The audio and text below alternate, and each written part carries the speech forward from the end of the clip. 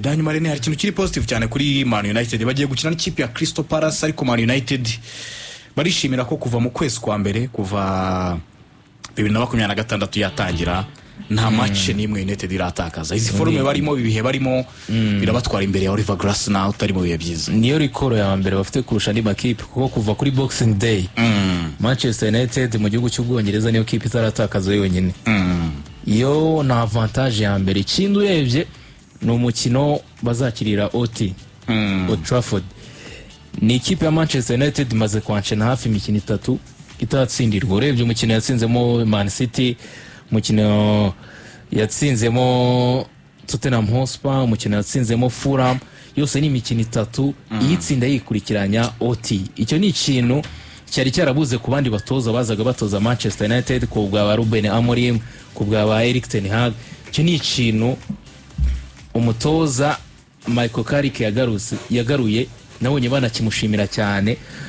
Old Trafford na ahantu bita ngo the theater of dreams ahantu hinzozi nyine na ahantu umufana wa Manchester agera akumva ari kwiyumva bitandukanye n'ahandi hantu hose kuba wahatsindira kuba wazana umwuka ko Old Trafford hongeye kuba hahantu yongeye kuba ya stade buri kipe yose izamo ikikandagira kuri icyo kintu tukiri kuri Old Trafford kubi match azayakirira ku kibuga cya Manchester United ikipe ya Crystal Palace match ebyiri heruka kuhakinira ikina Old Trafford yarahatsindiye ihatsindiye no match yabibaye ikipe ya mbere bikoze mu ma ekipe y'i Londres aturuka muri London aje agatsindira Old Trafford match 3 zikurikiranye urumva icyo naga cyaba ari ikintu cyiza kuri Manchester United ni rekoro Michael Carrick ari gushyiraho ko n'umuntu wahabaye nk'umukinnyi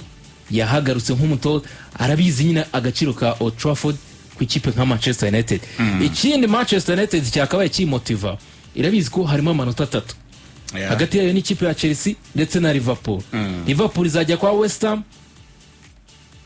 urumva ni urugendo rukomeye ni match ikomeye ntabwo yahita yizera amanota 3 ko ni ikipe imwe izaba irwana na relegation irwana no kutamanuka indi nayo irwana na Big 4 indi banganya ni ikipe ya Chelsea nayo ifite Arsenal ni match irabu baye mwaka wa 4 itayitsinda niramuka idatsinze irumva imyaka inirashize kwiruka kwitsinda 2021 urumva yagafatiranye ibibihe aya makipe izi match agiye gukina ni Liverpool igiye guhura na West Ham ni ikipe ya Chelsea igiye guhura n'ikipe Arsenal ikaba yakiramo amanota 6 aho ngaho yaba yongera amahirwe yo kuzasoreza muri Big 4 urumva ni ibintu bigenda bya advantage ikipe ya Manchester United igahita ishyiramo ino momentum maze iminsi amanota 16 kuri 18 niyo kipe yonyine mu gihugu cy'Ubwongereza muri izi match zigera muri 5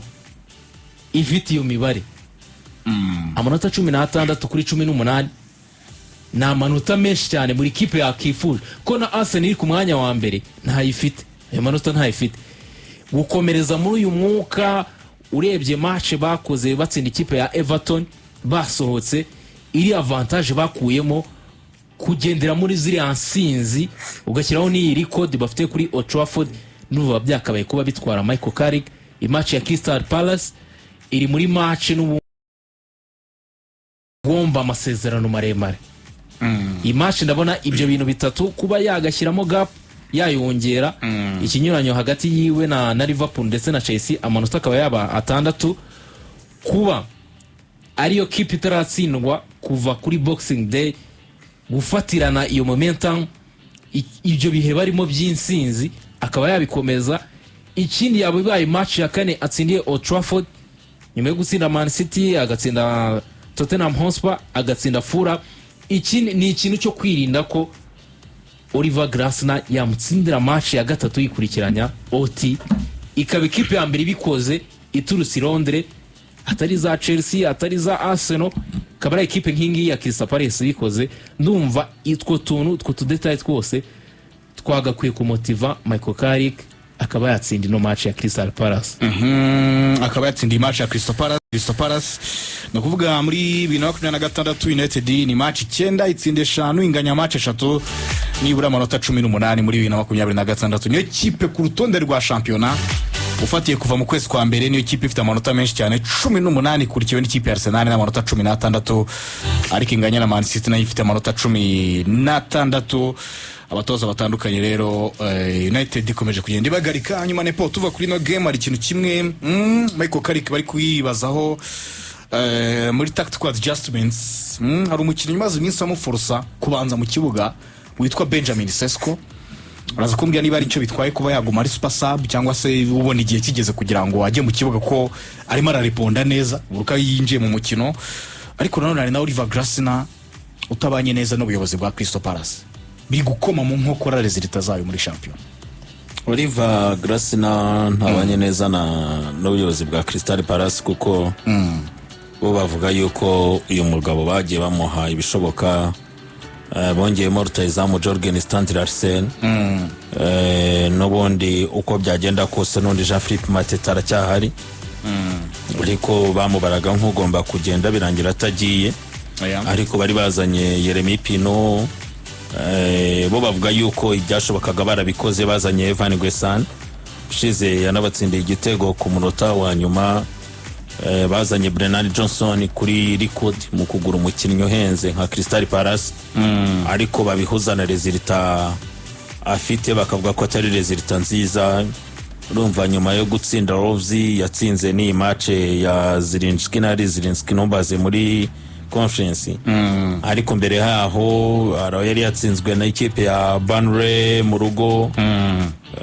haraho yari yanganyije na Nottingham Forest yari yatakaje kuri Chelsea yari yatakaje kuri Sunderland muri make wenda handi hari amuvugiye naho yatsindiye Brighton wayo urumva ni resultat zitari nziza kuri equipe mbere y'izi ngizi kandi n'izindi ntago zari nziza kuri icyo rero muvuze cya Manchester United kubanzamo Benjamin Sesko nicyo gihe cyangwa urabona n'ubundi agikeneye kuva kuri bench kuko amaze iminsi ari ponda neza nepo nicyo gihe kuko muri iyi minsi Manchester United ikeneye n'inyongera zituruka kuri benshi zitari muri sector yataka zifatika ziremereye ibi bintu byo gwangura kinisha Amadi agire mu kibuga rimwe na Mbiyumo yewe na Mateus Cunha na baba Bruno nibyo Sesko akaza ari option mu gusatira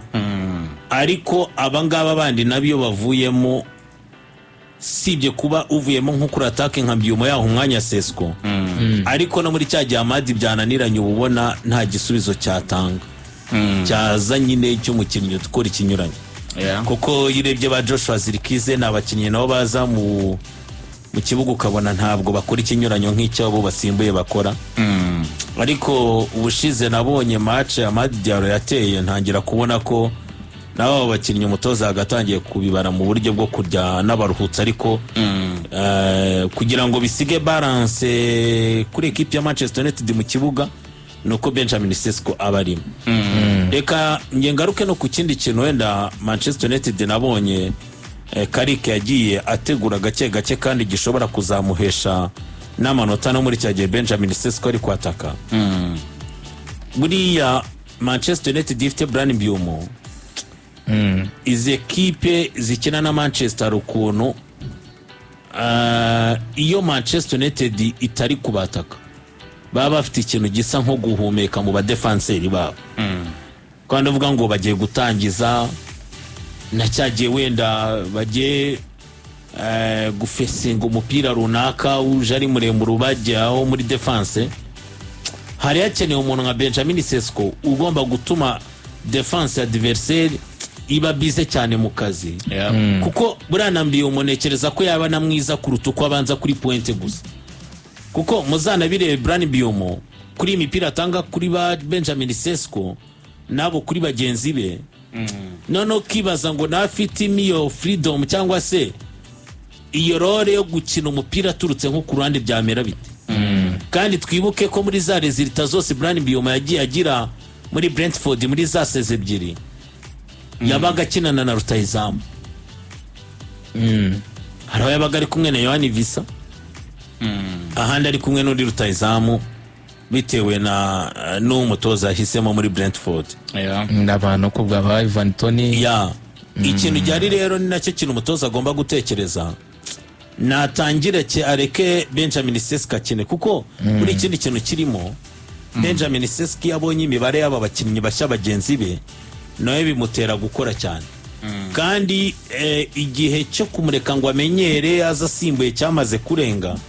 Niba aza akaba yagukorera match iguha intsinzi, niba aza asimbuye akaba yagukorera igitego, niba n'ubundi biguforsa kumushyiramo kandi kare, no kuba utangiye kubibona nk'umutoza nawe ubwawe uko akeneye uwo mwanya wo kubanzamo.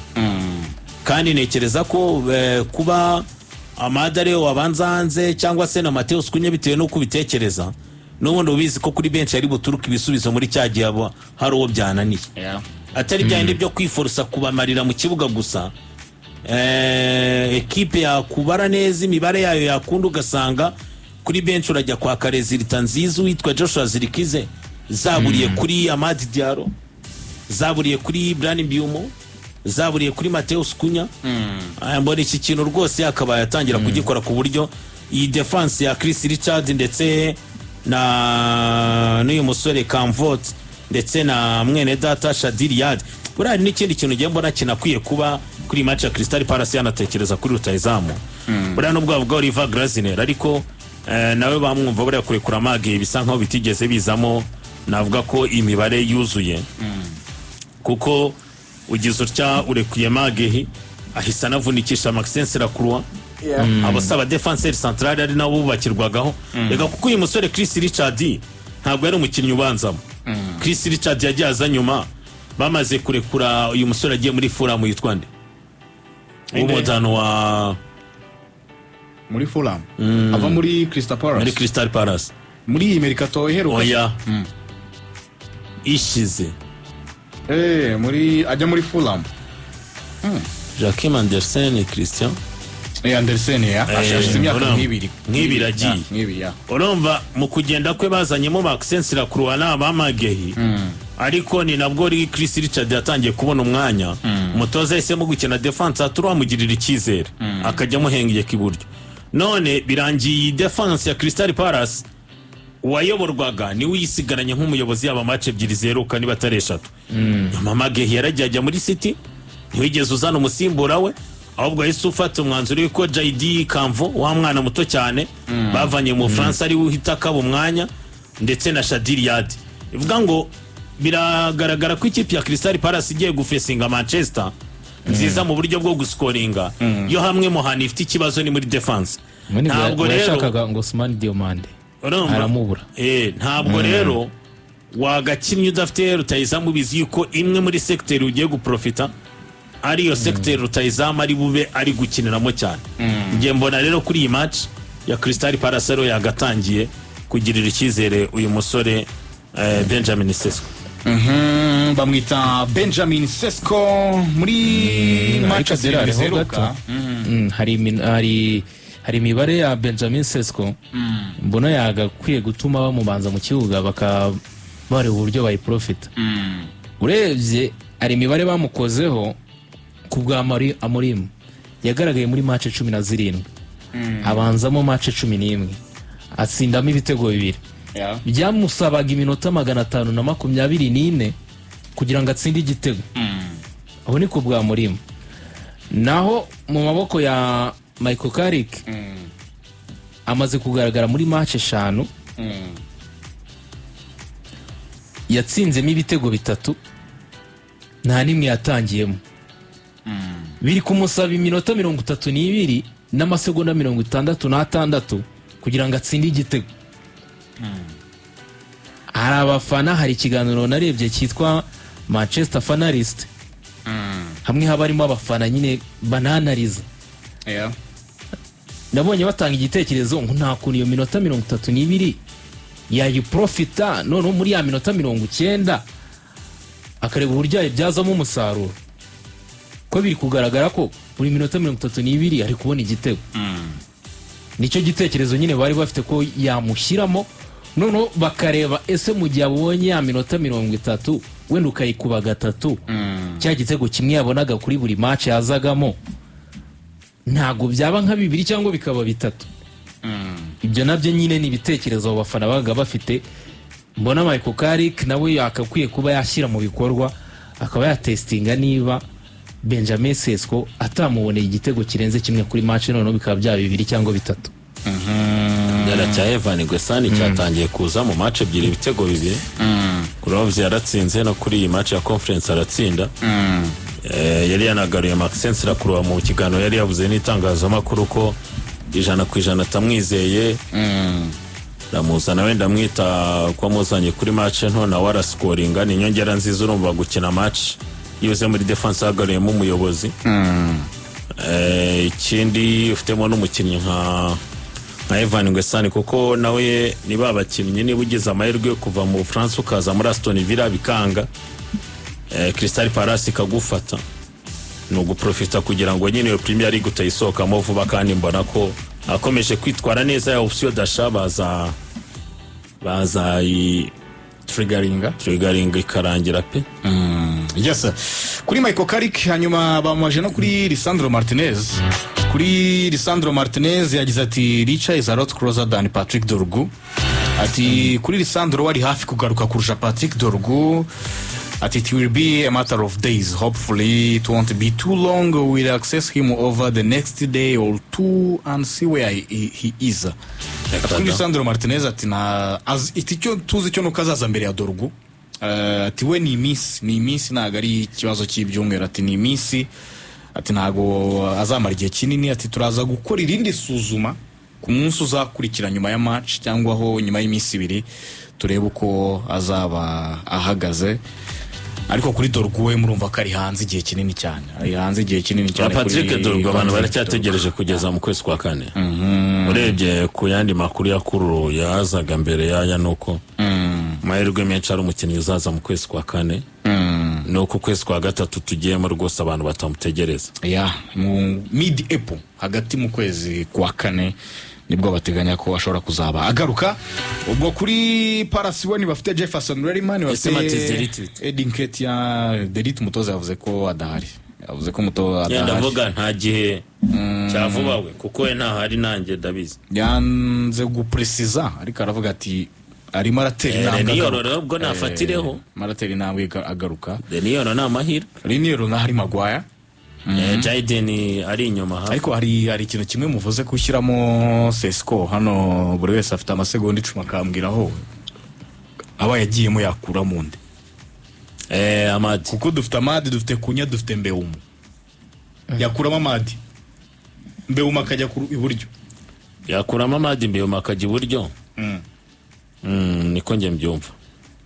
Matheus Kunya Amadi Mbeumo hagu Sesko aba yajyamo yakuramo nde currently. Benjamin Sesko rikomeye. Ariko arimo arasunika kuko uri Sesko kuri Matheus Kunya agira ikintu yihariye muri Manchester uriya mwanya ntago awuri aho na benshi. Sesko muri match 7-0 afite ibitego 6. Match 7-0 afite ibitego 6. Adera ubushize mu masegonda nari nsigaje 6 ndakubwiramo ikintu kimwe. Ubushize akuramo Amadi hari ikintu umutoza nari ntegereje kumurebaho. Wo Kreti ya Matheus Kunya. Kuko ari ahantu yagiye abagiye aremara asa nka ari umukinnyi wubakirwagaho umukino muri cyagiye mu defend ukabutamubona. Kandi muri football modern umukinnyi n'ufite wo Kreti yo hejuru. Bandi uvuga ngo nabakinnyi batadufasha naba baharanda uzare muri iyi minsi naba Hurricane. Muri cyagiye equipe idafite baruraza nyine ugafasha mu kudefend.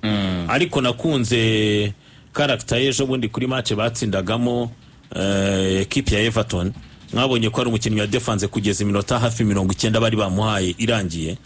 Rero Amadi Diallo nicyamurushaga n'icyo kintu nyine cyo kugarira. Amadi Diallo kubera gukineshwa ku ruhande rwose n'umutoza Robin Amorim byaragiye bimugira mwiza mu kudefanda kandi burya Amadi nawe ntiyabigiraga. Murabyuka Amadi wo muri Sunderland na Amadi wa mbere yari umwataka ari kutamubaza ibintu byo kudefanda. Rero ikintu cyari ni nacyo wenda umutoza akeneye kuzamenya. Esu ndamutse mfite Benjamin Sesko kubona ngo mbuye umoyo yavamo na Bruno arahari nibyo wafashe equipe gukina. Ariko no kuzamenya ngo rega ikintu cyari Adera ni nacyo kintu aba batoza bakeneye kwiga ubwo wenda na Michael Carrick nicyo azarebaho. Ntabwo bisobanura ko kuba umukinnyi runaka avuye mu kibuga ari uko agiye kuba umubensheri. Iyo rotation nayo irakenerwa, ahubwo rotation ukayikora ute? Ari nacyo kintu abantu bibeshyeho n'aba Arteta. ahubwo repo hari akazina bamuhimbye uyu Benjamin Sesko, mubaga abafana bavuga ngo ni Oregona Sesko. Mundi nta kuntu yakibera muri iriya style ya Oregona Soja n'ubundi nawe yabagamo, ariko nawe yavuze yuko nta pressure ariho. Yaravuze ngo yayo kwibera super sub, yaba iminota 5 yaba 30 yaba 90 ntabwo areba ku minota kinnye, ahubwo areba ku cyakoze. nashaka ibere super sub. Wayangenda prefera ko yatangira kumutekereza, nabyo ntacyo byatwara kuko imibare ye iravuga. So